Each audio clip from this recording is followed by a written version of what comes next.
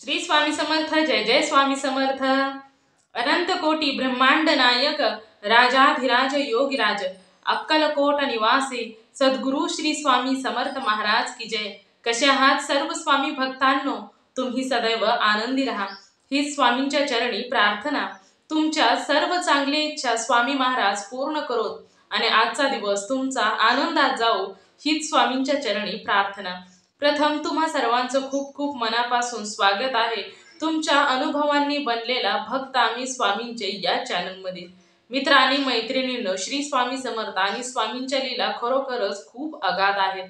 ज्या भक्ताने मनापासून श्री स्वामी समर्थांची भक्ती करतात त्या भक्ताला प्रत्येक वेळी स्वामी काही ना काही अनुभव हे देऊन जात असतात। मित्र आणि मैत्रिणींनो, आज मी तुम्हाला श्री स्वामी समर्थांच्या भक्तीमध्ये आलेल्या एका ताईंचा सुंदर अनुभव सांगणार आहे। त्या ताईंच्या आयुष्यामध्ये ना त्याने खूप वर्षापासून स्वामींची भक्ती करतात आणि आता तर त्यांना नातवंड वगैरे झालेले आहेत, तर त्या पूर्णपणे स्वामीमय झालेले आहेत। त्यांचा एवढा विश्वास स्वामींवर आहे की त्यांच्या आयुष्यामध्ये त्यांना असं वाटतं की प्रत्येक वेळी आपण स्वामींच्या जवळ असावं, प्रत्येक वेळी स्वामींनी आपल्याला बोलवावं। जसं अक्कलकोटला जायचं म्हटल्यानंतर ज्या वेळेस स्वामींची इच्छा असते, जेव्हा स्वामी बोलवतात तेव्हाच कोणीही अक्कलकोटला जाऊ शकते। स्वामींच्या परवानगीशिवाय कोणीही अक्कलकोटला जाऊ शकत नाही। आणि नेमकंच प्रत्येक भक्ताला ज्या वेळेस जायचं असतं तर त्याने कितीही नियोजन जरी केलेलं असेल की आम्हाला अक्कलकोटला जायचं आहे, परंतु काही ना काही कारणास्तव ते मोडून जात असते। जेव्हा स्वामींची इच्छा असते की माझ्या भक्ताने या भक्ताने माझ्या जवळ यावं तेव्हाच अक्कलकोटला जाण्याचा एक वेळ होत असते। तर मित्र आणि मैत्रिणींनो, या ताईंच्या आयुष्यामध्ये स्वामींचे चमत्कार भरपूर झालेले आहेत। तर चला तर मग त्या ताईंच्या आयुष्यामध्ये स्वामींचे कोणकोणते चमत्कार झाले, चला तर मग ताईंच्या शब्दामध्ये मांडूया। ताई सांगायला सुरुवात करतात ताई सांगायला सुरुवात करतात, सर्वांना श्री स्वामी समर्थ। जय जय स्वामी समर्थ। माझे नाव रजनी आहे। मी खूप दिवसापासून स्वामींची सेवेकरी आहे आणि मला स्वामींवर खूप विश्वास आहे। स्वामींची सेवा वगैरे करायचं म्हटलं की मला खूप आनंद होतो। मी एक हरवून जात असते स्वामींच्या सेवेमध्ये। आणि मला सुना आहे, मुलगी आहे, माझा मुलगा देखील जॉब करतो आणि माझ्या सुनेला देखील एवढा वेळ नसतो। तर मला म्हणजे घरामध्ये मी फक्त असं मला वाटतं की स्वामीमय होऊन जावं आणि प्रत्येक वेळी स्वामींचं नामस्मरण करत राहावं, स्वामींची सेवा करीत राहावी।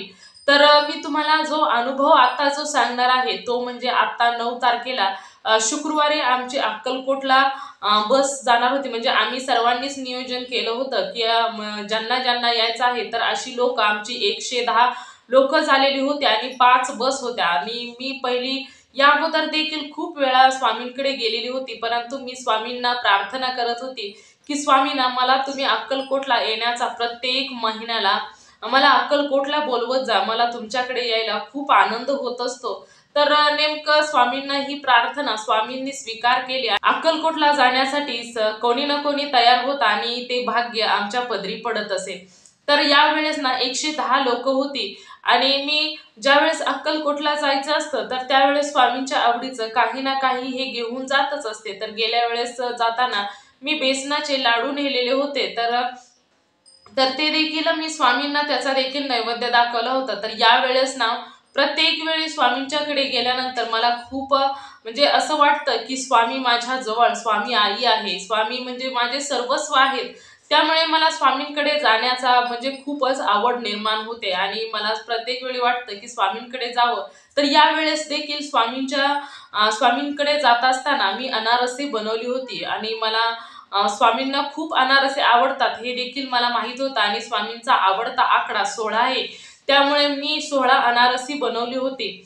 आणि म्हटलं की आपण स्वामींना यावेळेस जाताना अनारसीच घेऊन जाऊया। तर दुसऱ्या दिवशी तर आदल्या दिवशीच मग मी अनारसेचं वगैरे करायच्या टायमिंगला म्हणजे तळायची वगैरे होती, तर त्या टायमिंगला मी स्वामींना म्हटलं की स्वामी आई आता म्हणजे जे काही करायचं ते मला एकटीलाच करावं लागायचं आणि माझ्या मदतीला कोणीही नव्हतं। तर त्यावेळेस मी स्वामी आईला म्हटलं की स्वामी आई आता तुम्ही या, तुम्ही अनारसी थापा आणि मी तळते, असं मी सहजच स्वामींना बोलून गेले। आणि त्यानंतर मी स्वामींचा जप करत करतच अनारसी करायला सुरुवात केली आणि अनारसी देखील तळताना म्हणजे तुपामध्ये तळलेली होती, कारण स्वामींना तुपामधील वस्तू खूप आवडतात, त्यामुळे मी अनारसी ही तुपामध्येच तळलेली होती. तर जास्त तेल लागल वगैरे त्यासाठी, जास्त तूप लागल यासाठी मी तूप देखील घरामध्ये जास्त आणून ठेवलं होतं. परंतु आश्चर्याची गोष्ट म्हणजे फक्त पावशेर तुपामध्येच अनारसी तळून झाली. तर तळताना देखील खूप कडक अनारसी काढलेली होती आणि ज्यावेळेस म्हणजे मी हात वगैरे लावलेला होता तर खूप कडक अनारसी होती. तर मी ती डब्यामध्ये भरून ठेवली आणि उद्या जायचं म्हटल्यानंतर तयारी करायला सुरुवात केली. तर सर्व काही जर आवरून वगैरे ठेवलं तर माझा नित्यनियम असा होता की मी सकाळचे मला ना अलाराम लावा किंवा लावू नका, परंतु आता तर मी अलाराम लावणं बंदच केलेलं आहे, कारण पूर्वी लावायचे. तर पण आता सर्व बंदच केलेलं आहे. तर मला ना पहाटे कंप्लीट घड्याळामध्ये 3 वाजले की मला जाग येत असते. कोणत्याही प्रकारचा आवाज नाही, काही नाही, तरी माझे डोळे आपोआपच उघडतात. तर 3 वाजल्यानंतर मी उठून बसते आणि स्वामींचा 11 माळी जप करत असते. आणि त्यानंतर माझे जे बाकीचे देव आहेत तर त्या देवांचं नामस्मरण, त्या देवांची नावं वगैरे घेते आणि 4 वाजता पुन्हा झोपते आणि 2 तासामध्ये 4 ते नंतर 5, 6 वाजेपर्यंत माझी खूप चांगली झोप होते. 6 वाजल्यानंतर उठते आणि बाकीची कामं आटपून पुन्हा देवपूजा वगैरे करत असते आणि मग 8च्या आरतीला मंदिरामध्ये जात असते. म्हणजे आमच्या शेजारी स्वामींचं केंद्र आहे तर तेथे जात असते. तर मग असा माझा दररोजचा नित्यनियम होता. तर आता अक्कलकोटला जायचं म्हटल्यानंतर त्या दिवशी आम्ही लवकर उठूनच आवराआवर केली आणि अक्कलकोटचा प्रवास चालू केला आणि प्रवास देखील आमच्या म्हणजे यावेळेस ना मी आमच्याच जिथे राहणाऱ्या स्त्रिया होत्या तर त्यांच्यातीलच 32 लोकांना मी तयार केलं होतं की आपण अक्कलकोटला जायचं. तर म्हणजे मी यावेळेस 32 लोक स्वामी भक्त, स्वामींची सेवेकरी वाढवलेली होती. तर यावेळेस मी 32 लोकांना माझ्याबरोबर अक्कलकोटला घेऊन गेले. तेथे दर्शन म्हणजे तिथे गेल्यानंतर आम्ही स्वामींचं दर्शन वगैरे आम्हाला खूप चांगल्या प्रकारे झालं. तर त्यानंतर आम्ही कसं होतं शुक्रवारी गेलेलो होतो आणि शनिवारी परत येणार होतो. तर त्या दिवशी मग स्वामी निवासमध्ये 1 दिवस आम्ही आराम करणार होतो. तर त्या दिवशी आमचा म्हणजे आम्हाला संध्याकाळ झाली पोहोचायला. तिथे गेल्यानंतर आम्ही स्वामींचं दर्शन वगैरे खूप चांगल्या प्रकारे घेतलं आणि मग आम्ही स्वामी निवासमध्ये गेलो. आणि तेथे गेल्यानंतर आम्हाला स्वामी निवासमध्ये 70 नंबरची रूम मिळालेली होती मला. मग तिथे गेल्यानंतर आराम वगैरे करायचं. मग बसले असता म्हणजे तिथेच विचार करत होते. तर त्यावेळेस मी स्वामींना म्हटले, की "स्वामी, मी ना प्रत्येक वेळी तुमच्याकडे येत असते, परंतु मला ना कोणतीच प्रचिती वगैरे येत नाही. म्हणजे मला असं वाटतं, की तुम्ही देखील मला काहीतरी दृष्टांत द्यावा असं मला वाटतं. तर मला तुम्ही खरोखरच मला असं वाटतं, की तुम्ही मला दृष्टांत द्यावा." असं मी स्वामींना झोपताना प्रार्थना वगैरे केली आणि म्हणजे मला असं वाटतच होतं. तर त्यानंतर माझी झोप लागली. झोप लागल्यानंतर असं म्हणजे पहाटेचंच आता 5च्या आरतीला जायचं होतं. तर मग मला पहाटे 4ला जाग आली. तर आल्यानंतर म्हणजे मी अगोदरच उठलेली होते. परंतु मी ज्यावेळेस उठून वगैरे बसले तर म्हणजे मला त्या दिवशी ना रात्री स्वप्न पडलं होतं आणि त्या स्वप्नामध्ये म्हणजे साक्षात स्वामी आले होते आणि पहाटेच मला स्वप्न पडलेलं होतं. तर त्या स्वप्नामध्ये स्वामी आले होते आणि स्वामी मला म्हणाले, की "उठ बाळा, मी आलोय तुझ्याकडे. तू म्हणाली होतीस ना, की मला दृष्टांत द्या, काहीतरी मला तुम्ही दृष्टांत दाखवा. तर मी आता तुझ्या रूममध्ये आलेलो आहे. तर तू उठ, बघ मी तुझ्या रूममध्ये आलो आहे." असं स्वप्न पडलं आणि ह्या स्वप्नामध्येच स्वामी बोलत होते. तर त्याच वेळेस अचानकच ते स्वप्न स्वामींचं बोलणं संपलं आणि मी ताडकन उठून बसले. म्हणजे मला म्हणजे स्वामी आपल्या जवळ आलेले आहेत हे पाहण्यासाठी मी रूममध्ये इकडे-तिकडे पाहायला सुरुवात केली. परंतु रूममध्ये मला कोणीच दिसलं नाही. तर त्यानंतर ना मग मी तसेच बसले. म्हटलं की स्वप्न आहे. परंतु मला ना ते स्वामींचे बोललेले शब्द हे प्रत्येक वेळी कानामध्ये ऐकायला येत होते, की "मी आलोय, उठ बाळा, मी आलोय. तू मागितला होता मला दृष्टांत द्या म्हणून. मग मी आलोय तुझ्या रूममध्ये." आणि त्यावेळेस अचानकच माझं भिंतीकडे लक्ष गेलं आणि भिंतीवरती म्हणजे जी प्लास्टर लेवल असते, तर त्याच्या खाली स्वामींच्या पायाचे खूप मोठमोठे ठसे असे उमटलेले होते. मी देखील तुम्हाला दाखवते इथे स्वामींचे ठसे. तर अशा प्रकारे स्वामींचे ठसे उठलेले होते. खूप मोठमोठे ठसे होते. तर त्यावेळेस जी माझी मैत्रीण होती तिला देखील उठवलं आणि म्हटलं की "हे बघ काय आहे?" तर स्वामींचे ती देखील म्हणाली, की "एवढे मोठे पाय कोणाचे आणि एवढ्या वरती भिंतीच्या वरती कोण जाईल?" तर हे स्वामीच होते. मग त्यावेळेस ते आम्ही सर्वांनी पाहिलं आणि त्यानंतर आम्ही स्वामींच्या दर्शनाला म्हणजे तिथे गेलो, तर आरती वगैरे घ्यायला. तर पहाटेची आरती वगैरे खूप चांगल्या प्रकारे झाली आणि आमचे जे सूत्रधार होते, जे आम्ही सर्वजण गेलेलो होतो, तर त्या आमच्या केंद्रातील जे सूत्रधार होते त्यांना देखील बोलवलं आणि त्यांना देखील दाखवलं की हे म्हणजे जे रूम मध्ये जी पावलं उठलेली आहेत, जी भिंतीवरती दिसत आहेत, तर हे पहा तुम्ही. तर त्यावेळेस त्यांनी देखील ती पावलं पाहिली. तर ते म्हणाले की अरे, ही तर साक्षात स्वामींची पावले आहेत, कारण एवढ्या उंचावरती जाणार आहे कोण आणि कोणीच जाऊ शकणार नाही आणि एवढे पाय कोणाचेच मोठे नाही, तर हे साक्षात स्वामीच आहेत. आणि त्याचबरोबर मला दृष्टांत देखील दिलेला होता. हे देखील मी सर्वांना सांगितलं की स्वामींनी सांगितलं होतं की उठ बाळा, मी आलोय, तू मागितला होता दृष्टांत म्हणून तर मी तुला भेटायला आलोय. तर हे स्वामींनी सांगितलं. हे सर्वांनाच मग हे स्वामींचीच पावलं आहेत. तर त्यानंतर ही स्वामींची पावलं त्या म्हणजे आम्ही सर्वांनी दर्शन वगैरे घेतलं. तर तिथे मग आता झालं सर्वांनीच स्वामींच्या पावलांचं दर्शन वगैरे घेतलं. तर पुढे म्हणजे ती पावलं ना थोडी थोडी पुसट पुसट हळूहळू व्हायला लागली होती. तर आम्ही तिथून पुन्हा घरी निघण्यासाठी आलो. तर अक्कलकोटमध्येच पुन्हा स्वामींचं दर्शन वगैरे घेतलं. तर मी येतानाच मग स्वामींचे वटवृक्षाची पावलं देखील घेतली. तर तेथे 1600 रुपयाला खरेदी केली आणि मग आम्ही घरी आलो. घरी आल्यानंतर म्हणजे तो म्हणजे मनामध्ये राहून म्हणजे मला असं वाटत होतं की खरोखरच ना स्वामींची सेवा आणि स्वामींनी मला मी मागितला दृष्टांत आणि स्वामींनी मला दिला. म्हणजे मी या गोष्टीने खूप खुश होते. घरी आल्यानंतर स्वामींची सेवा वगैरे खूप चांगल्या प्रकारे आणि मी खूप खुश देखील होते. तर मग म्हटलं की आपण गुरुचरित्राचं पारायण देखील करायला हवं.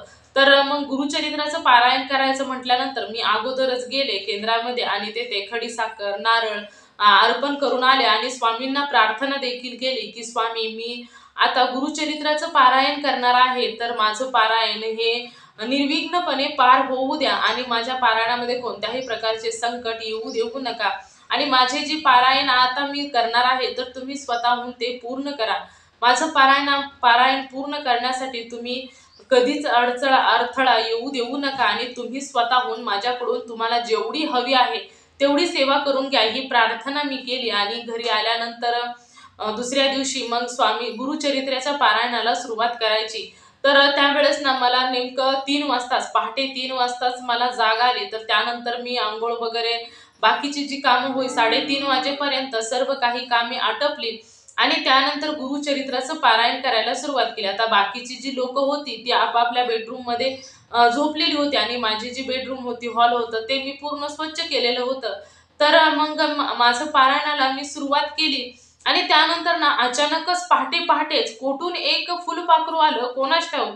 तर त्यावेळेस ना आता आमचे दरवाजे, खिडक्या सर्व काही बंद होतं. परंतु फुलपाखरू कोठून आलं कोणास ठाऊक आणि जिथे माझं पारायण चालू होतं, तर तेथेच ते फुलपाखरू आलं आणि आल्यानंतर ते म्हणजे जी पूजा मांडलेली होती, तर ते इकडे-तिकडे उडायला सुरुवात केली आणि नंतर ना त्या फुलपाखराने माझ्या भोवती 5 वेढे मारले त्या फुलपाखराने आणि मी म्हणजे उत्सुक झाली, की एवढ्या पहाटे-पहाटे फुलपाखरू कुठून आलं? म्हणजे मला समजलं, की हे फुलपाखरू नसून साक्षात स्वामीच माझ्या सेवेला हजर झालेले आहेत आणि हे स्वामीच आहेत. त्यामुळे मी ना सर्व काही जागीच ठेवलं आणि त्या फुलपाखराच्या मागे-मागे चालायला सुरुवात केली. तर त्या फुलपाखराने अगोदर तर मला 5 वेढे मारले होते. तर मी खूप हसायचे आणि स्वामींना म्हणायचे, की "अहो स्वामी, हे काय? तुम्ही आलात माझ्या सेवेला म्हणजे माझ्या इथे मी कशी सेवा करते आहे हे पाहण्यासाठी." आणि त्यानंतर मी खूप खुश झाले आणि फुलपाखरू मला 5 वेढे मारल्यानंतर ते उडत-उडत बाहेर जायला लागलं. तर मी त्या फुलपाखराच्याच पाठीमागे गेले. तर ते फुलपाखरू हॉलमध्ये गेले आणि संपूर्ण हॉल त्याने पाहिला आणि त्यानंतर जे माझं बेडरूम होतं, तर तिकडे ते फुलपाखरू गेलं आणि मी कंटिन्यू त्या फुलपाखराच्याच मागे होते. कारण मला माहीत होतं, की हे स्वामीच आहेत आणि आता म्हणजे दरवाजे, खिडक्या सर्व बंद होतं. तर आता ते कुठे जातील ही मला पाहण्याची खूपच उत्सुकता होती. त्यामुळे मी त्या फुलपाखराच्याच मागे-मागे चालत होते. तर त्यानंतर ना ते फुलपाखरू बेडरूममध्ये गेले आणि बेडरूममध्ये गेल्यानंतर सुद्धा मी त्या फुलपाखराकडेच पाहत होते. माझी नजर फक्त फुलपाखरावरतीच होती. तर बेडरूममध्येच उडत असताना अचानकच ते फुलपाखरू कुठे गायब झालं कोणास ठाऊक. म्हणजे मला समजलं सुद्धा नाही की फुलपाखरू कुठे गेलं. तर मला असं वाटत होतं की आता ते बाहेर कुठून जातंय हे मला पाहायचं होतं. परंतु फुलपाखरू कोठे गायब झालं बेडरूम मध्ये गेल्यानंतर मला ते समजलंच नाही. तर मग मी पुन्हा माझ्या जागेवरती आले आणि स्वामींचे मनापासून आभार मानले की तुम्ही मी केलेल्या सेवेला तुम्ही येथे आलात आणि माझी सेवा स्वीकार केली. आणि मला आता ना प्रत्येक पूर्वी जसं मला माझ्या स्वतःविषयी जसा अनुभव येत होता ना तसा आता येत नाही. आता मला असं वाटतं की म्हणजे मी माझी जी मी कोणती सेवा करते आहे ना ती साक्षात स्वामींपर्यंत पोहोचत आहे आणि मी केलेली सेवा हे स्वामी स्वीकार करत आहेत. हा मला प्रत्येक वेळी आणि पदोपदी हा अनुभव येत असतो. तर मी अक्कलकोट वरून येताना स्वामींची खूप सुंदर देखील मूर्ती देखील आणलेली होती. तर ज्या वेळेस मी स्वामींना नैवेद्य वगैरे दाखवायचे ना तर देवपूजा वगैरे करताना मी स्वामींशी रोज गप्पा मारते की स्वामी असं झालं, स्वामी तसं झालं, स्वामी आई मग असं सर्व काही सांगत असते. आणि त्याचबरोबर नैवेद्य वगैरे दाखवत असते तर स्वामींना सांगत असते की आज याची भाजी केलेली आहे, म्हणजे तुम्ही आता खाऊन घ्या. रोज रोज माझ्याकडून गोडधोड होत नाही, जसं होईल तसं. तर कोणतीही भाजी असू द्या तर त्या भाजी बरोबर ना मी गुळाचा खडा देखील ठेवत असते. तर स्वामींना नैवेद्य दाखवताना मी प्रत्येक वेळी ताटामध्ये छोटा का होईना परंतु गुळाचा खडा हा माझा असतोच. तर मग मी स्वामींना सांगत असते की स्वामी आज याची भाजी केलेली आहे, आज वाल्याची भाजी केलेली आहे आणि पोळी भाजी केलेली आहे. जे काही मी दररोज बनवते ना तर त्यावेळेस मी स्वामींना सांगत असते की स्वामी आजचा नैवेद्य हा आहे. आणि मग मी स्वामींच्या पुढे तो नैवेद्य ठेवत असते आणि स्वामींच्या पुढेच बसून मी जेवण वगैरे करत असते. तर त्यावेळेस ना स्वामींना नैवेद्य दाखवून झाल्यानंतर मी देखील तेच घेऊन खात असते. तर असं म्हणजे मी दररोज स्वामींकडे जशी पाहते ना तर त्यावेळेस स्वामींचा चेहरा वेगळाच असतो. परंतु ज्यावेळेस मी स्वामींना नैवेद्य वगैरे दाखवायला येते तर त्यावेळेस ना स्वामींना हसत असतात. प्रत्येक वेळी मला हे जाणवतं की मी नैवेद्य दाखवायला आल्यानंतर मी त्यांना सांगत असते की हे आहे ते आहे असे करा, म्हणजे आज हा हा पदार्थ आहे, कसा झाला आहे मला तुम्ही सांगा, तुम्हाला आवडला का हे देखील मला सांगा. म्हणजे मी अशी स्वामींशी गप्पा वगैरे मारत मारतच त्यांना नैवेद्य दाखवत असते. तर त्यावेळेस ना स्वामी म्हणजे हसत असतात. मी खूप वेळा अनुभव घेतलाय की ज्यावेळेस मी स्वामींना नैवेद्य दाखवा येते तर स्वामी हसत असतात. आणि एरवी ज्या वेळेस मी स्वामींकडे पाहते तर त्यावेळेस त्यांचा चेहरा असा नसतो, तो वेगळाच असतो. म्हणजे स्वामींच्या मूर्तीमध्ये मी जी मूर्ती आणलेली आहे तर त्यामध्ये साक्षात स्वामींचा वास आहे. तर मी जसं म्हणजे प्रत्येक वेळी स्वामींची जशी मूर्ती पाहते ना तर त्यावेळेस त्या चेहऱ्यावरचे हावभाव हे प्रत्येक वेळी बदललेले मला दिसत असतात. आणि मला ते समजून देखील येत असतात की स्वामींच्या हावभाव कसे आहेत, काय आहे, स्वामी माझ्यावरती खुश आहेत. आणि त्याचबरोबर मी केलेली सेवा ही प्रत्येक वेळी स्वामींपर्यंत नक्कीच पोहोचते. आणि जसं जसं मी सेवा म्हणजे करते ना तसं तसं मला म्हणजे असं वाटतं की स्वामींनी माझ्याकडून अजून भरपूर सेवा करून घ्यावी. जसं स्वामींना वाटेल जी सेवा माझ्याकडून स्वामींना करून घ्यायची आहे ती सेवा स्वामींनी करून घ्यावी. आणि म्हणजे प्रत्येक वेळी स्वामींच्या मध्ये मी एवढी हरवून गेले आहे, एवढी हरवून गेली आहे की मला स्वामींशिवाय दुसरं काही सुद्धा सुचत नाही. असं वाटतं की स्वामींशी एकरूप होऊन जावं आणि स्वामीमय आपलं आयुष्य करून टाकावं. प्रत्येक वेळी स्वामींच्या भक्तीमध्ये आयुष्य आपलं लीन करावं. एक प्रत्येक वेळी ना असं म्हणजे स्वामींच्या सेवा आणि स्वामी म्हणजे असे आहेत की आपल्या भक्ताला काय हवं आहे, नको आहे, आपण काही मागण्या अगोदरच स्वामी देऊन टाकत असतात. खरोखरच स्वामी आईचं रूप हे असंच असतं. प्रत्येक आईचं रूप हे असंच असतं आपल्या लेकरांसाठी. आणि तसेच स्वामी आई देखील माझ्यासाठी. आणि स्वामींचे अनुभव म्हणजे असं वाटतं की स्वामी साक्षात माझ्या बरोबर असतात, माझ्या पावलं पावले असतात. त्यामुळे मी जे काही सांगत असते, जे काही मनामध्ये म्हणत असते तर ते स्वामींपर्यंत नक्कीच पोहोचत असते. आणि त्यानंतर स्वामी मला कोणत्या ना कोणत्या रूपामध्ये येऊन प्रचितीही देऊन जातच असतात. आणि त्याचबरोबर मी तुम्हाला अगोदरचा जो अनुभव सांगितला तो अनारसांचा. तर अनारसेचा म्हणजे तुम्हाला त्यातील एक गंमत सांगायची म्हणजे की आम्ही ज्यावेळेस अक्कलकोटला गेलो होतो अनारसे घेऊन तर त्यावेळेस ना मी आता घरी ना ज्यावेळेस अनारसे बनवलेली होती तर त्यावेळेस खूप कडक अनारसे होती. तर तिथे गेल्यानंतर स्वामींना नैवेद्य दाखवला तर म्हणजे 16च्या 16 अनारशांचा नैवेद्य दाखवला. तर त्यानंतर त्यांनी 3 अनारसे स्वामींच्या पुढे ठेवले आणि बाकीची जी राहिलेली होती तर आम्ही सर्वांनी तुकडा तुकडा त्या अनारसाचा घेतला. परंतु ना आश्चर्याची गोष्ट म्हणजे ती अनारसी एवढी मऊ पडलेली होती, एवढी मऊ पडलेली होती की ज्यावेळेस ना तोंडामध्ये प्रत्येकाला एक एक तुकडाच मिळाला. परंतु ज्यावेळेस तोंडामध्ये ते अनारसे ठेवत होते ना तर त्यावेळेस ते विरघळून जात होते. आणि तळताना मला चांगलं माहित आहे की ज्यावेळेस मी अनारसे तळत होती तर त्यावेळेस ना ते अनारसे खूप कडक झालेली होती, परंतु खायच्या टायमिंगला ज्यावेळेस स्वामींना नैवेद्य दाखवला ना, तर त्यावेळेस ना ती अनारसे खूप मऊ झाली होती.